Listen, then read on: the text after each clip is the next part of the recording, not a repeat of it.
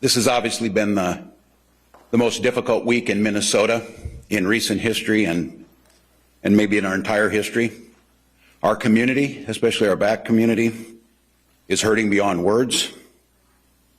Minneapolis and St. Paul are on fire. The fires still smolder in our streets. The ashes are symbolic of decades and generations of pain, of anguish, unheard. Much like we failed to hear George Floyd as he pleaded for his life as the world watched, by people sworn to protect him, his community, our state.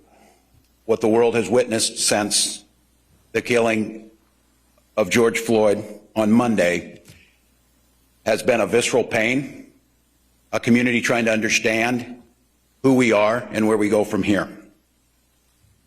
We have to restore order to our society before we can start addressing the issues, before we turn back to where we should be spending our energy, making sure that justice is served.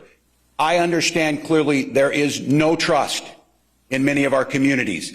And the differentiation between the Minneapolis Police Department that we witnessed losing trust of those they're there to serve is very difficult for people to make for those standing up here with me. I understand that. And I will not patronize you as a white man without living those lived experiences of how very difficult that is. But I'm asking you to help us. Help us use humane way to get the streets to a place where we can restore the justice so that those that are expressing rage and anger and demanding justice are heard, not those who throw firebombs into businesses. We cannot have the looting and the recklessness that went on.